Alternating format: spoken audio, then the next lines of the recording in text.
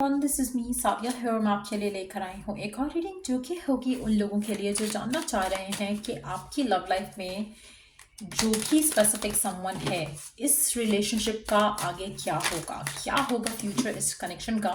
Let's find out. Reading शुरू करने से पहले रिमाइंड करवा दूं कि ये एक जनरल रीडिंग है। सो अगर आपसे बातें मैच करती हैं तो लाइक किया करो, और अगर पर्सनलाइज रीडिंग चाहिए तो रीच आउट कर सकते हो। डिस्क्रिप्शन बॉक्स में ईमेल आईडी गिवन है। सो लेट्स सी कि जो भी आपके मन में स्पेसिफिक समवन है जिसके साथ भी आपका कनेक्शन है, इस रिलेशनशिप का आगे क्या होगा। लेट्स फाइंड आउट क्या होगा इस रिलेशनशिप का आगे, क्या होगा इस रिलेशनशिप का आगे।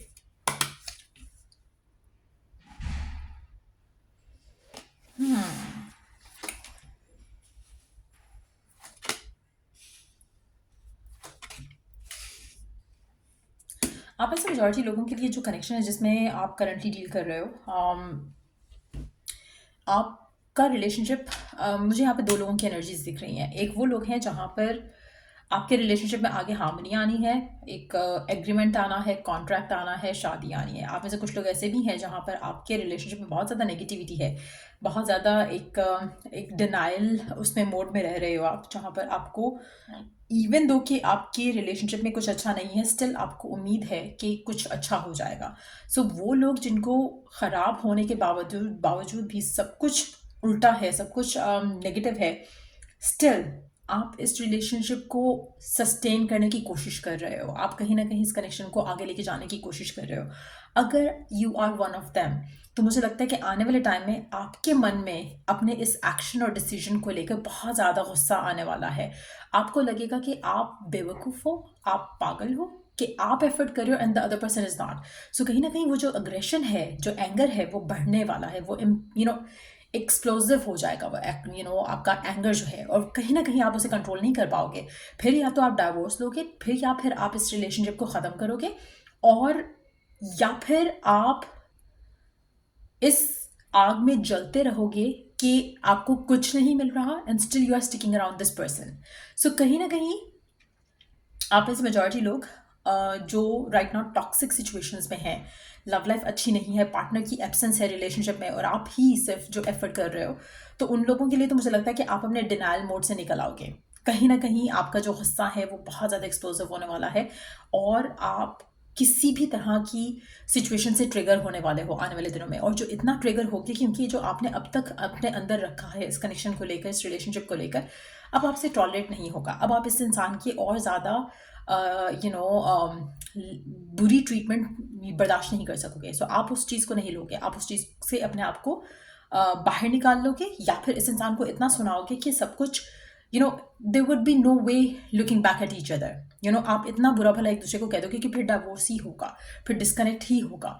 और वो लोग जो एक हेल्थी रिलेशनशिप में है, उनके लिए मुझे लग रहा है कि रिलेशनशिप जो है वो आपका डेफिनेटली स्ट्रेंथन अप करेगा। आप कहीं ना कहीं अपने गट को ट्रस्ट करते हुए इस रिलेशनशिप में आगे बढ़ोगे। आपके लिए एक जो वो ट्रस्ट है एक दूसरे के अंदर, वो बिल्डअप होगा, बहुत ज़्यादा पॉजिटिविटी आएगी आपके रिलेशनशिप में, और यू विल वर्क टुगेदर इस कनेक्शन को आगे लेकर जाने में। तो कहीं ना कहीं दोनों के एंड से नरिशमेंट रहेगी इस कनेक्शन को लेकर। आप में से कुछ लोगों के लिए आप शादी की तरफ भी इस कनेक्शन को लेकर जा सकते हो। लेकिन एक चीज़ मैं यहाँ पे मेंशन करूँगी कि आप दोनों जो भी सिचुएशन में हो, जहाँ पर सब कुछ परफेक्ट लग रहा है, रिलेशनशिप अच्छा है, पार्टनर अच्छा है, कनेक्शन में बहुत ज़्यादा रिस्पेक्ट है, बहुत ज़्यादा खुशी है, इसमें कहीं ना कहीं जो है आप दोनों को मिलकर इस कनेक्शन को आगे लेके जाना पड़ेगा। ऐसा नहीं हो सकता कि पर्सन एफर्ट करे और आप नहीं करो, क्योंकि पर्सन की तरफ से एफर्ट होगा, आपकी तरफ से एफर्ट होगा, तो आप दोनों मिलकर ऑब्स्टिकल्स को डील करोगे। अगर आप में से कोई एक भी लेजी हो जाता है आने वाले टाइम में, तो मुझे लगता है कि सिचुएशन ख़राब हो सकती है। इसलिए कोशिश करो कि आप डिवाइन की तरफ से आपको कुछ साइंस और मैसेजेस मिल रहे हैं इस कनेक्शन को लेकर, आपको उन साइंस और मैसेजेस के ऊपर एक्ट अपॉन करना है, तभी आपका रिलेशनशिप जो है वो सारे चैलेंजेस को डील कर सकेगा। सो मेजॉरिटी लोगों के लिए जो हैप्पी रिलेशनशिप में है, मुझे लगता है कि आपके लिए रास्ते खुलना शुरू होंगे, आसानियां आना शुरू होंगी, आपका रिलेशनशिप जो है वो स्पिरिचुअल गाइडेंस के साथ आगे बढ़ सकता है। और वो लोग जो लोग शादी करना चाह रहे हैं, उसके रास्ते भी खुलना शुरू हो जाएंगे, क्योंकि कहीं ना कहीं अगर आपकी फैमिली की तरफ से या आपके पर्सन की फैमिली की तरफ से कुछ इश्यूज आ रहे थे कनेक्शन के अंदर, कहीं ना कहीं वो एक्सेप्ट नहीं कर रहे थे, वो इस कनेक्शन को एक्सेप्ट करना शुरू करेंगे। और वो लोग जो टॉक्सिक सिचुएशंस में है, टॉक्सिक रिलेशनशिप में है, मुझे लगता है कि आप में से मेजॉरिटी लोगों के लिए डिवोर्स जो है वो मैं आता देख रही हूँ। कहीं ना कहीं आप लॉयर लोगे या आपके पर्सन लॉयर लेंगे, या अगर आप ऑलरेडी मैरिज वाले सिनेरियो में नहीं हो तो आप कहीं ना कहीं एक दूसरे से वॉक अवे ज़रूर करोगे, क्योंकि कहीं ना कहीं आपकी बर्दाश्त की हद हो चुकी है, एक लिमिट आपके पर्सन ने क्रॉस कर दी है और आपसे अब इससे ज़्यादा बर्दाश्त नहीं होगा। तो कहीं ना कहीं आप फटोगे, और अगर थर्ड पार्टीज़ हैं इन्वॉल्व तो आप थर्ड पार्टी को भी सुनाओगे, या आपके पर्सन अगर के एंड से थर्ड पार्टी आपके एंड से अगर थर्ड पार्टी है तो आपके पर्सन थर्ड पार्टी के बारे में थर्ड पार्टी को सुनाएंगे। तो कुछ ना कुछ ऐसा होगा जो कि एक एक्सप्लोजिव जो है वो एनर्जी होगी, जिससे आपके रिलेशनशिप जो है वो काफ़ी हद तक डिस्ट्रॉय हो जाएगा।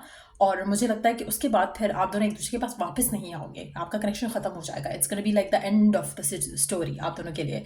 सो अगर आपका रिलेशनशिप ऐसा है तो ये है आपका रिलेशनशिप का फ्यूचर, और अगर आपका रिलेशनशिप पॉजिटिव है, बहुत ज़्यादा प्यार है, म्यूचुअल अंडरस्टैंडिंग है, तो आपके रिलेशनशिप का फ्यूचर डेफिनेटली आप लोग लीगली एक दूसरे के साथ कमिटेड होकर मैरिज करके आगे अपने रिलेशनशिप को आगे लेकर जाते देखोगे।